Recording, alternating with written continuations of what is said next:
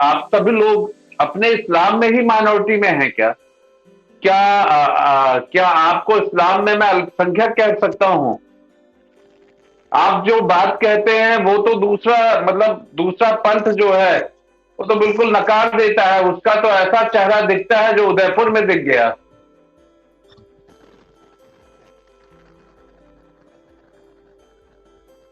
थोड़ा मुझे लगता है आपकी आवाज, हाँ, अनम्यूट कर लीजिए आप अपने माइक को।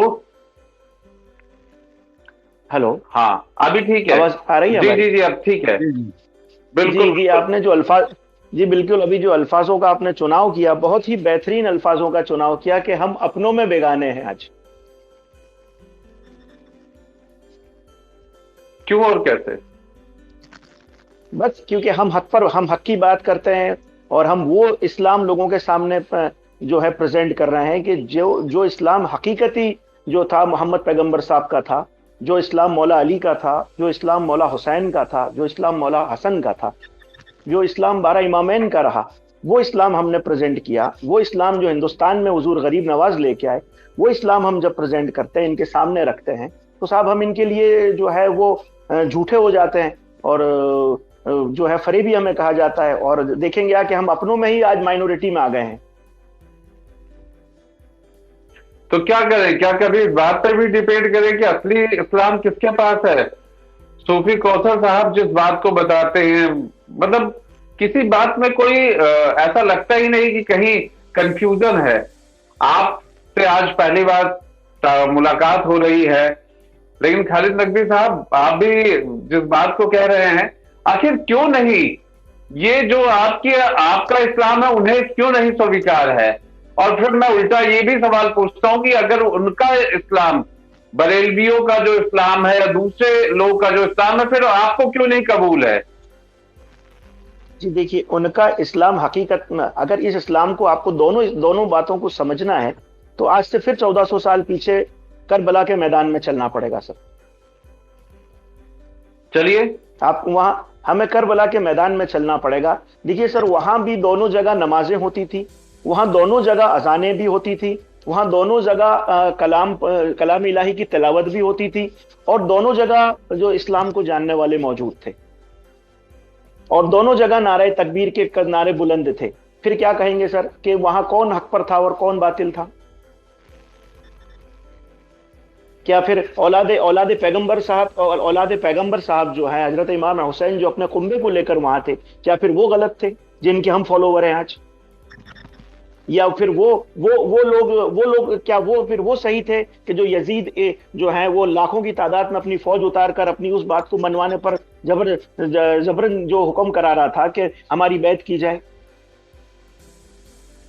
और हमारी खालिद उन साहब, बातों को माना जाए? यही तो मैं समझना चाहता हूं। यही सब मौके होते हैं जब हम लोग रूबरू होते हैं, और हम ही लोग जी रूबरू नहीं है, बहुत सारे लोग साथ में अभी देख रहे होंगे, बहुत सारे लोग बाद में देखेंगे। कम से जी। कम सच क्या है, कौन सही राह पे है, ये तो पता लगे। तो देखिए आप अपनी सर, बात तो कहिए। नहीं सर, इस्लाम सबसे पहले, इस्लाम का जो बेसिक है किस पे नाजिल हुआ? कुरान किस पे नाजिल हुआ? पैगंबर साहब पर, प्रॉफेट मोहम्मद पर हुआ। इस्लाम प्रॉफेट मोहम्मद साहब के ऊपर नाजिल हुआ, बराबर। तो बात आप वहां से समझें कि आप सल्लल्लाहु अलैहि वसल्लम ने, पैगंबर साहब ने क्या कहा था कि जो दौरा वक्त जो राशिदा था, जो 5 खलीफाओं का वक्त रहा, हुजूर के बाद जो 5 खलीफा मुकम्मल हुए, और उसके बाद आपका आपका फरमान क्या था कि उसके बाद जो है वो बादशाहियत हो जाएगी। और जब बादशाहियत हुई तो फिर वो विस्तारवाद हुआ, जब विस्तारवाद हुआ तभी जुल्म स्टार्ट हुआ। क्योंकि करबला के अंदर दो दो दिन हो गए ना साहब। करबला का मैदान, हम जब करबला को पढ़ेंगे तो यहां हम पूरी तरीके से इस्लाम को समझ जाएंगे कि हकीकत में एक दिन तो वहां मौला का था, एक दिन मुल्ला का था। और आज जो आपके सामने जो प्रेजेंट है हो रहा है, जो आप जो याद देख रहे हैं कि जो उदयपुर में हुआ, जो आप सबके सामने है, कुछ वक्त पहला गुजरात में भी हुआ था। आपको पता होगा गुजरात के अंदर भी यही वाकया गुजरा, इसी की जी। तरीके से जो है एक जो है बेकसूर को गोली मार दी गई इस मसले के अंदर। और उसके अंदर तो काफी हमें भी बहुत परेशानी उठानी पड़ी थी, क्योंकि उस वक्त हमने और कौसर साहब ने बड़ी आवाज उठाई थी इसके अंदर। اور جب بھی ہم نے دعوت اسلامی کو اس میں جو ہے وہ بعد میں پھر جو ہے اس کو کلین چیٹ مل گئی، باقی دعوت اسلامی کو اس وقت بھی ہم نے کھینچا تھا، اور پروف کے ساتھ بات ہوئی تھی کہ بھئی ان لوگوں کا مسئلہ تھا اندر. پھر وہی مسئلہ جو آیا، تو یہ جو ہم دیکھ رہے ہیں صاحب، یہ جو کربلا کا میدان جب ہم پھر یاد کریں تو اس کے اندر صاف نظر آ رہا ہے کہ ملا کا اور مولا کا دین، یعنی دو دین ہو گئے یہاں سے دو دین. ایک تو وستار واد، ہم سمجھ سکتے ہیں کہ جو آج چائنا کا جو پروپرگنڈا ہے کہ رشیا کا ہے، یہ وستار واد ہے. اور جب یہ خلافت راشدہ ختم ہوئی صاحب تو اسلام کے اندر وستار واد چالو ہوا. اب جب وستار واد چالو ہوا تو پھر ظلم کے کئی راستے کھل گئے، اور جو وستار واد جو چاہتے تھے وہ بادشاہیت پر آ چکے تھے، اور جو بادشاہیت پر بیٹھے ہوئے تھے یہ وہ لوگ تھے کہ کبھی بھی حقیقت میں دین کے محمد پیغمبر صاحب کے کبھی فالوور تھے ہی نہیں. وہ صرف شاشن کرتا تھے، شاشن کرنے کے لیے قابض ہو گئے تھے وہاں. یہ سب وہ لوگ ہیں کہ جنہوں نے زبردستی جو ہے بعد میں اپنی شڑینتر رچ کر دنڈ شام بھید کے جو کھیل کر اسلام کے اوپر جو ہے خلیفہ بن بیٹھے، جبکہ ان کو تو خلیفہ کہا نہیں جا سکتا، کیونکہ خلافت راشدہ جو تھی وہ پانچ خلیفاؤں تک کی موجود تھی، جو بعد میں ختم ہو گئی تھی. اب اس کے بعد جو آئے تھے وہ سب وستار وادی لوگ تھے، اور ان کے وستار واد کا ہی نتیجہ یہ ہے کہ انہوں نے ایسی حدیثیں گڑی کہ جو آج حدیثوں کی شکل میں آج لوگوں کا وستار واد ہو کے قتل ہو رہا ہے. آپ بتائیے کہ پیغمبر صاحب کی زندگی جو ہے، آپ کی جیون شیلی جو ہے، اس میں آپ کو رحمت جی للعالمین کہا گیا، قرآن میں آپ کو رحمت للعالمین کہہ کے پکارا گیا. تو رحمت للعالمین یہ الفاظ جو ہے آپ کو اللہ کی طرف سے عطا ہوا، ایشور کی طرف سے ہوا، یعنی پوری کائنات، پوری سرشٹی کے لیے جو ہے ایک شانتی کا پرتیک، ایک شانتی کا پیغام جو لے کے آئے. اور اس وقت دیکھیے، جو اس وقت یہ واقعہ جب آتا ہے کہ جب عرب میں اتنا اندھکار پھیل چکا تھا صاحب، پیغمبر صاحب جب تشریف نہیں لائے تھے تو عرب میں اتنا اندھکار پھیلا ہوا تھا کہ عورت کو وہاں صرف جو تھا استعمال کرنے کا سامان سمجھا جاتا تھا. ایک خوبصورت اونٹ کی قیمت 40 عورتیں ہوا کرتی تھی. ایک خوبصورت اونٹ کی قیمت 40 عورتیں ہوا کرتی تھی. اس وقت پیغمبر صاحب نے ان کے سامنے آوازیں بلند کی، اور ظلم کے سامنے آپ نے ہر طریقے سے غلام پرتھا کو ختم کیا، عورتوں کو بیچنا خریدنے کو آپ نے ختم کیا، عورتوں کو وہ حق دلایا کہ آپ نے آپ کو کہا کہ یہ جننی ہے. پہلا الفاظ جننی، آج بہتر یہ الفاظ ہم سمجھ سکتے ہیں ہندوستان میں کہ جننی کسے کہا جاتا ہے، جس میں پیدا کرنے کی طاقت ہو. یعنی خدا کے بعد، ایشور کے بعد اگر کوئی پیدا کر سکتا ہے تو وہ ناری ہے، وہ عورت ہے جو کسی کو پیدا کر سکتی. یہ حق پیغمبر صاحب نے لوگوں کو دلائے. یہ عورتوں کے لیے آپ نے وہ اس قسم کی. تو آپ مجھے بتائیے کہ پھر وہ رحمت للعالمین جو پوری کائنات کے لیے تھے، وہ کیسے کسی کو مارنے کا حکم دے سکتے ہیں؟ تو آپ کی اس جیون شیلی کے اندر آپ کے ساتھ کئی واقعات ایسے پیش آئے کہ آپ کے اوپر کچرا ڈالا جاتا تھا. آپ جب مکہ کی کئی گلیوں سے گزرتے تو آپ کے اوپر کئی لوگ، ایک بھائی نے ایک معمول بنا رکھا تھا کہ جب گزرتے تو وہ لیڈیز آپ پہ کچرا ڈالتی، وہاں تک کہ اونٹ کی لیت، یعنی اونٹ کی لیت سمجھ گئے نا، پوٹی آپ پہ ڈالتی. جی آپ کبھی اس جی پہ جی غصہ نہیں کرتے. ایک وقت یہ آیا کہ جب بیمار ہو گئی تو آپ طبیعت پوچھنے کے لیے تک پہنچ گئے اور کہا کہ کیا بات ہے، کیوں آپ نے آج مجھ پہ کچرا نہیں ڈالا؟ تو یہ تعلیم ہم کو تو پیغمبر صاحب سے ملی ہے کہ بس ہر کے لیے رحمت ہونی چاہیے.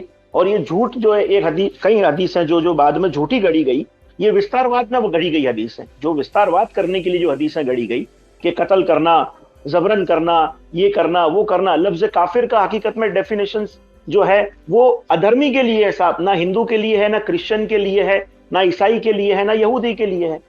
یہ جو الفاظ جو کافر ہے وہ صاحب ادھرمی کے لیے، جس کا کوئی دھرم نہ ہو، جس کا پورن راکشسی دھرم ہو، یعنی صرف اور صرف منشیہ کے لیے جو ہے دشمن بن کے جو آئے ہوں، ان کے لیے الفاظ یہ واپرا گیا. تو اب یہ جو ہے تھوپ دیا گیا کہ بھئی کافر اسے کہا جائے گا کہ جو ہمارے اسلام کو جو نہیں مانتا وہ کافر ہے، جبکہ صاحب یہ ڈیفینیشن بالکل غلط ہے. کافر کے ارتھات جو ہے ادھرمی ہے. خالد صاحب بالکل، آپ کی اس بات کو لے کر کے میں واپس کوثر صاحب کے پاس جاؤں گا. ادے پور کا کنیکشن تو کوثر صاحب کانپور سے بھی جڑتا آ رہا ہے. سنتے ہیں کہ وہ دونوں یہاں کانپور کے دعوت اسلامی سنگٹھن سے بھی جڑے ہوئے تھے، اور دعوت اسلامی کو لے کر تو آپ نے کئی بار اپنی باتیں کہی. آخر دعوت اسلامی ہے کیا؟ اس کا کانپور اور اس کا ادے پور کا کیا کنیکشن ہے، ذرا بتائیے. دیکھیے، اس میں بڑی لمبی بات ہے. وہ تو کل جیسے میں نے چرچا کی تھی، آپ کو بتایا تھا کہ ایک ودیشی سازش ہے، اور اس سازش کا پریڑام ہی ہمارے دیش کا وبھاجن ہوا. और उस विभाजन के बाद भी इस देश को और विभाजित करने के तमाम फार्मूले लाए गए। तो कभी 47 हुआ, कभी 65 हुआ, कभी 71 हुआ, उसके बाद कारगिल हुआ और बराबर होता रहता है। तो अब चूंकि वो ये जानते हैं कि भारत से आमने सामने से तो मुकाबला नहीं किया जा सकता है, आमने सामने में नहीं जीता जा सकता है, तो इसके लिए तो कुछ और रास्ता अपनाना पड़ेगा। तो वो रास्ता उन्होंने अपनाया कि कट्टरपंथी शक्तियों को और इस तरीके की ट्रेनिंग दे करके यहाँ पर भेजा जाए और संगठन बनाया जाए। दुर्भाग्य कह लें या हमारे यहाँ के लोगों की कुछ नासमझी कह लें कि उन्होंने ऐसे बयानात दिए और उसके बाद ऐसे बयानों के समर्थन दिए गए जिससे पूरे 1 महीने तक देश में माहौल खराब होता रहा और उनको अपने ये सारे हरबे इस्तेमाल करने का मौका मिल गया और उसी मौके के तहत उन्होंने उदयपुर में ये कांड कर डाला। उदयपुर में कांड कर देना एक अलग बात थी, उसके बाद उसका वीडियो बना करके उसको वायरल करना, इसके अंदर दो बातें थी। तो एक बहुत बड़ा मैसेज जी। देना था कि देखिए हम यहाँ पर आ चुके हैं, अपने सारे साथियों को बताना था कि हम यहाँ पर आ चुके हैं। और दूसरा मैसेज नहीं था, दूसरा काम था कि किसी भी तरीके से देश को सांप्रदायिक हिंसा में झोंक दिया जाए। जब देश के हालात खराब हैं कि एक तरफ वो अग्निवीर और उस अग्निपथ वाला मामला चल रहा है, चारों तरफ धरना प्रदर्शन चल रहा है, दूसरी तरफ ये मामला डाल दिया जाए तो कहीं ना कहीं इसमें देश का बड़ा नुकसान होता। और रही बात कानपुर का, तो कानपुर का एक बड़ा ऐतिहासिक और व्यावसायिक और सामरिक महत्व है और हर लोगों की निगाह पूरे भारत में सिर्फ 3 जगह पर होती है, एक है मुंबई, दूसरा दिल्ली और तीसरा कानपुर। कानपुर हमेशा से कट्टरपंथी शक्तियों का टारगेट रहा है। सिमी भी यहाँ फली फूली, पीएफआई भी तो खैर बाद में मुख्यमंत्री जी ने सख्ती की, तो उत्तर प्रदेश से ही इनका लगभग सफाया हुआ कट्टरपंथी शक्तियों का। तो ये सब यहाँ फलते फूलते रहे। तो ये सब ऐसी ताकतें हैं जिन्होंने कानपुर को हमेशा केंद्र बनाया। और याद होगा आपको 1994 में हलीम कॉलेज में एक बहुत बड़ा जलसा हुआ था दावत इस्लामी का, उसमें शायद यह सन 2000 के एक जलसे में दावत इस्लामी के इलियास अत्तार भी आया था। तो इलियास और एक और जो महत्वपूर्ण बात है कि अहमदाबाद भी इनका बड़ा एक मजबूत गढ़ रहा है। अहमदाबाद में भी इन्होंने एक बार इज्तिमा कराया था और बहुत जबरदस्त इज्तिमा कराया था। तो अब अहमदाबाद और राजस्थान को ही इन्होंने एक्टिविटीज के लिए क्यों चुना, तो ये भी एक बहुत मार्मिक की बात है कि आखिर ये सीमावर्ती राज्यों का चयन ही क्यों किया जा रहा है। और राजस्थान और गुजरात ही सीमावर्ती राज्य